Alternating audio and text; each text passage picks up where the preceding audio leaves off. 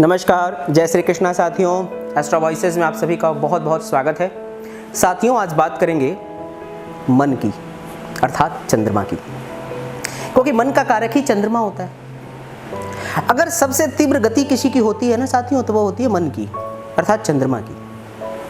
और अगर किसी व्यक्ति के ऊपर सर्वाधिक प्रभाव भी अगर ग्रहों का पड़ता है ना, तो वो चंद्रमा का ही पड़ता है। इसका सबसे प्रमुख वैज्ञानिक कारण तो यह है साथियों कि पृथ्वी और चंद्रमा की दूरी सर्वाधिक कम है।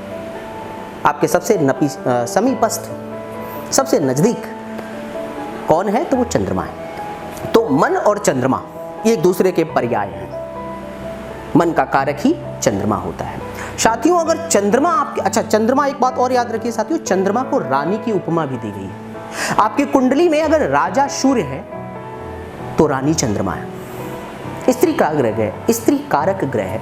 कहीं ना कहीं उसमें स्त्रियों वाले गुण ज्यादा पाए जाते हैं।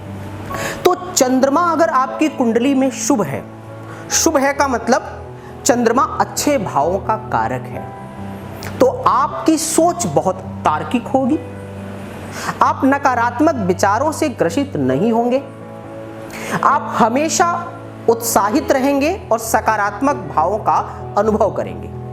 लेकिन वहीं अगर आपकी कुंडली में चंद्रमा नकारात्मक भाव से जुड़ जाए, मतलब अष्टम से जुड़ जाए, छठे भाव से जुड़ जाए, द्वादश भाव से जुड़ जाए, तो कहीं ना कहीं पीड़ादायक हो जाता है। साथ में अगर चंद्रमा पर शनि की दृष्टि पड़ जाए तो भी वो कहीं ना कहीं आपको पीड़ा देता है।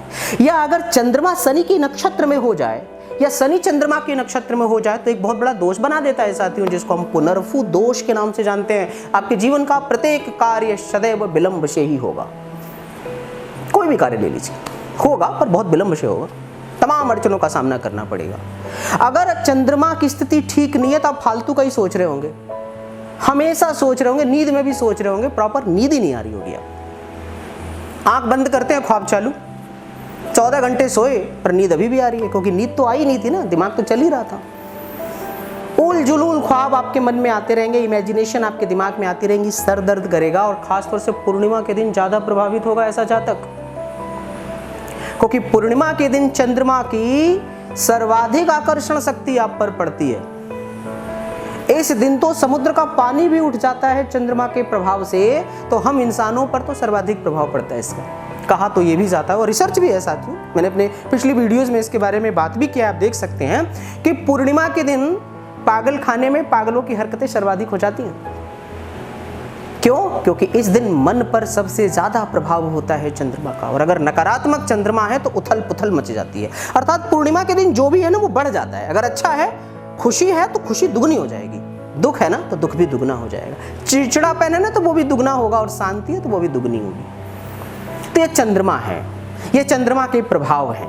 और अगर चंद्रमा शुभ है तब तो जिंदगी में सब कुछ शुभ ही शुभ है और बहुत तेजी से आपके जीवन में कार्यक्रम होते हैं शुभ वाले। लेकिन अगर खराब है तो क्या करोगे? अच्छा करें। कैसे अच्छा करें? मैं कुछ उपाय बताता हूं आपको। आप उन उपायों का प्रयोग करके देखें, आपको बहुत लाभ होगा। और अगर चंद्रमा से आप पीड़ित हैं और आपके कहीं ना कहीं जो मैंने बताए दोष, उन समस्याओं से ग्रसित हैं, तो आपकी समस्याएं दूर हो जाएंगी। लगातार करेंगे तो समस्याएं जीवन से समाप्त हो जाएंगी। पहली बात, भगवान महादेव भोलेनाथ की शरण में जाएं। एक बेलपत्र और एक लोटा जल नित्य प्रतिदिन भगवान भोलेनाथ को अर्पण करें। दूसरा, ओम शोम शोमाय नमः एक बीज मंत्र है, ओम शोम शोमाय नमः। इसका जितनी ज्यादा बार जप कर सकते हैं करें। एक चंद्र गायत्री मंत्र भी होता है, चंद्र गायत्री मंत्र का जप भी जरूर करें। और पूर्णिमा के दिन सफेद वस्तुओं का, विशेषतः चावल, दूध से बनी हुई खीर या मिष्ठान, मिठाई आप डोनेट करें। कहाँ डोनेट करना है ये भी बहुत महत्वपूर्ण बात है। आपको मंदिर में डोनेट करना है, पुजारी जी को डोनेट करना है, या जरूरतमंदों को ये सब चीजें देनी है। मंदिर के बाहर स्टॉल लगा करके आप खीर का प्रसाद वितरण कराइए, मंदिर के बाहर स्टॉल लगाकर मिष्ठान का वितरण कराइए, या अगर नहीं करा पाते तो मंदिर में ही दान दे दीजिए। ये छोटे छोटे कुछ उपाय हैं जिनको करने के बाद अगर चंद्रमा नकारात्मक भावों का कारक है तो आपको विशेष लाभ की प्राप्ति होगी। और अगर चंद्रमा आपकी कुंडली में शुभ है तब तो आप जीवन में दिन दुगना और रात चौगुना तरक्की करोगे ही करोगे साथियों। और अगर किसी प्रकार की शंका आपके मन में हो रही हो चंद्रमा को लेकर के कि चंद्रमा आपके किन भाव में बैठा है, फिर भी आप पीड़ित हैं, तो आप एस्ट्रो वॉइसेस के कमेंट बॉक्स में अपनी शंका को डालें।